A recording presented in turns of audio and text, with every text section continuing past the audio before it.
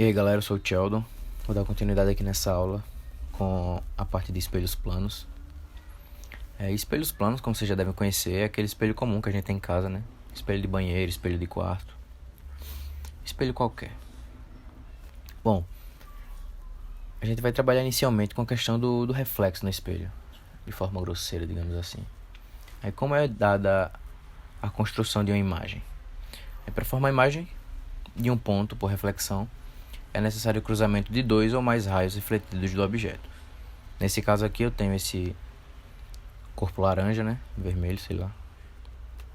E aqui eu tenho a imagem dele em azul. E aqui são os raios que são cruzados, que é feita a reflexão do objeto. Em um objeto extenso, ele pode ser considerado como um conjunto de pontos. A sua imagem será determinada ligando estes pontos e determinando suas respectivas imagens. Como assim? Aqui, por exemplo, eu tenho, sei lá, um perfume. Aí eu tenho aqui o H, sendo minha altura, o D, a distância entre o perfume e o espelho. Esse D' é a distância entre a imagem do perfume e o espelho. A gente sabe que o D' é igual ao D pela questão da equidistância, né? O corpo e sua imagem têm uma equidistância em relação ao espelho. A sua altura também vai permanecer igual, o H e o H'.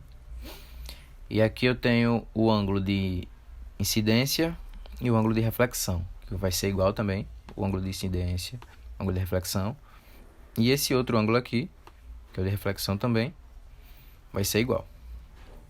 Aí por conta disso, como o ângulo de incidência é igual ao ângulo de reflexão, os triângulos PC e B e P'C e B são triângulos semelhantes.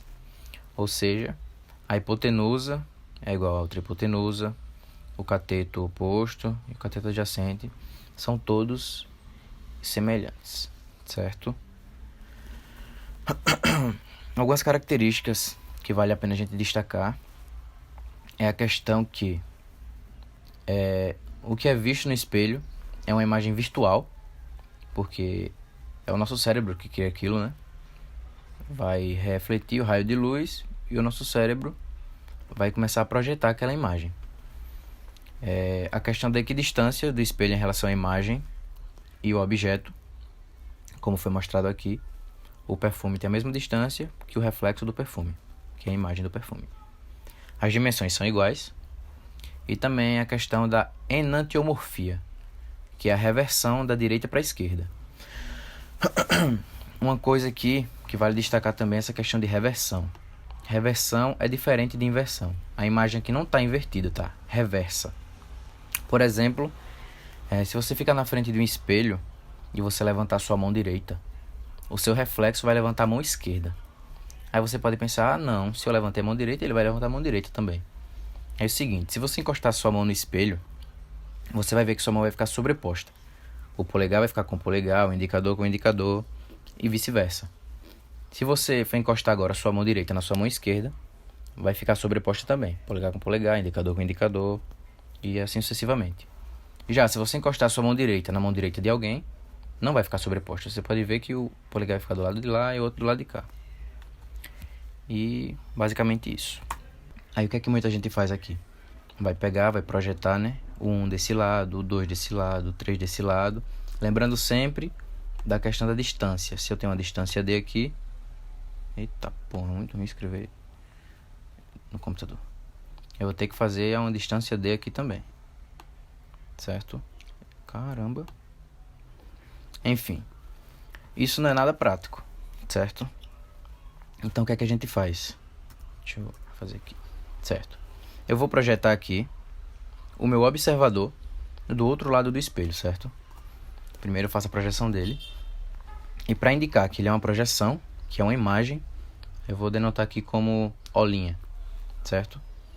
Aí aqui eu vou puxar uma reta do ponto do observador até o extremo do espelho. E desse lado também. Puxo um desse lado e puxo o outro desse lado. Certo? Aqui eu vou ter que meu campo visual vai conseguir observar o objeto 3 e o objeto 4, certo? Um outro exemplo é esse aqui. Eu tenho dois observadores, João e Maria. Essa parte em preto, aliás, é meu espelho. Essa parte laranja aqui não é espelho. Tá? Aí, qual dos dois vai conseguir observar o reflexo dessa lâmpada? A imagem da lâmpada. Nesse caso aqui, só o João, né? Para que a Maria pudesse enxergar, o espelho teria que ser mais extenso. Teria que chegar até aqui, ó. Certo? Aquela mesma coisa. Se eu esticasse aqui uma linha de Maria até o espelho, faria o quê? Ver se eu consigo fazer aqui. Certo? Dá pra ver que eu não consigo enxergar uma bela reta. Não consigo enxergar a lâmpada. Porém, João, ele vai enxergar daqui até aqui. Eita, poxa. Até aqui. Certo? Então, Maria não pode ver a lâmpada. E para que fosse possível, ela precisaria que o espelho fosse maior. Certo? Se tiver algum barulho aí, desculpa aí, que tá em reforma aqui. Tá passando muito carro. Eu já regravei isso aqui umas 2 vezes e não tá dando. Mas é isso. Vamos lá, agora translação de espelho.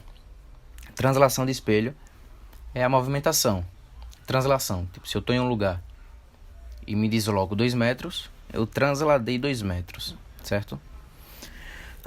Eu tenho aqui uma vela, meu O, e sua imagem, Olinha, certo? A uma distância X do espelho, então a minha imagem vai estar a uma distância X também. E aqui eu vou ter uma distância dos dois de 2x, certo? Se eu deslocar o espelho, vocês concordam que, vamos supor que se eu desloco o espelho para cá, ele vai aumentar uma distância D, certo?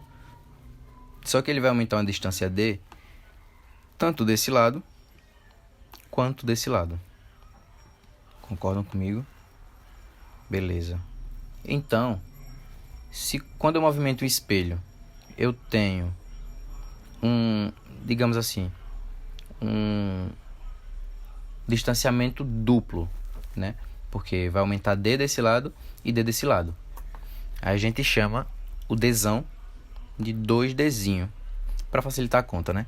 Porque a gente já sabe que se eu deslocar o espelho, a mesma quantidade que ele deslocar aqui, vai deslocar do outro lado. Se eu desloco o espelho em 30 centímetros, ele vai ter um deslocamento total de uma imagem para outra de 60 centímetros, certo?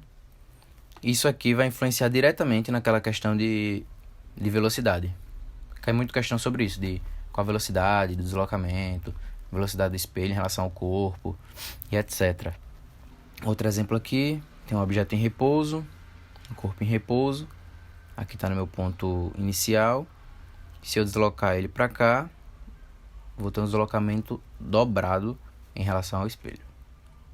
O espelho aqui aumentou, sei lá, se distanciou 1 metro do ponto inicial e meu reflexo se distanciou 2 metros do ponto inicial. Ok? Aliás, do espelho.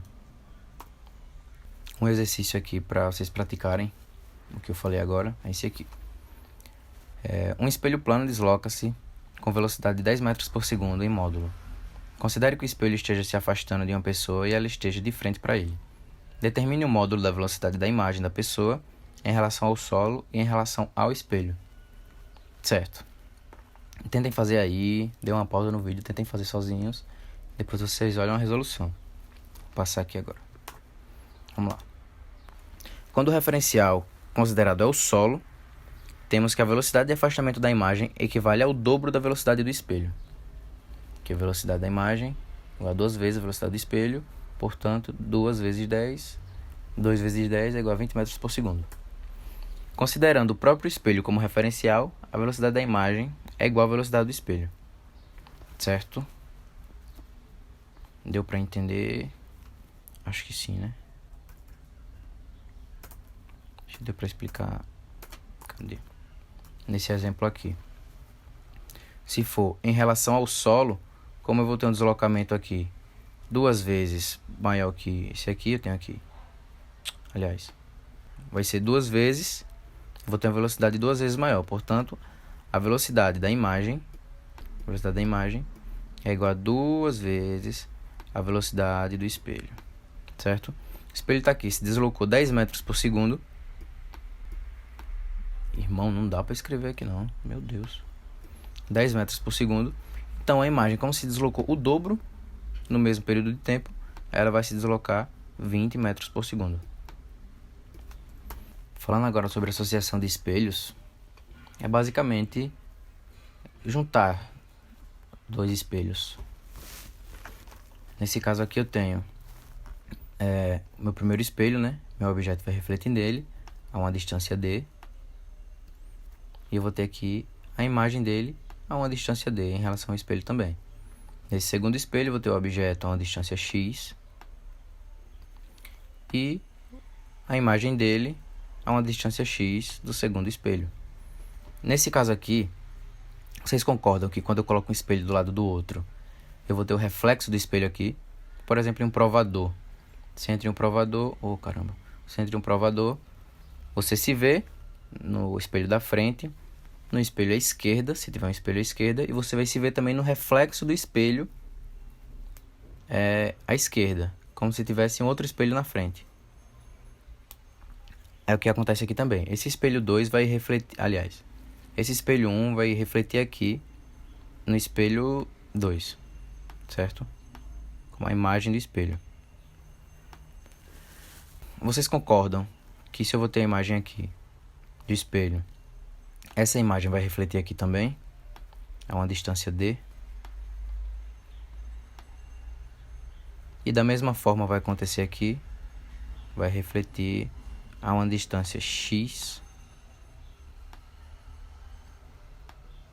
Só que aqui eu tenho o mesmo reflexo, né? Esse aqui é o mesmo que esse aqui. Bom, como é que eu vou saber a quantidade de imagens que eu vou ter com associação de espelhos? Esse número de imagens é dado por essa fórmula aqui. 360 graus dividido pelo ângulo da associação, que nesse caso é 90 graus, ângulo reto, menos 1, que é dada por conta disso aqui. Seria duplicado, né, se fossem dois reflexos, só que o reflexo é sobreposto. Aí aqui eu tenho um ângulo de 90 graus dividido por 360 é igual a 4, menos 1, eu tenho que o número de imagens é igual a 3. Um detalhe aqui que vale lembrar é que se essa divisão der um número par, o objeto vai estar em qualquer posição em relação ao espelho.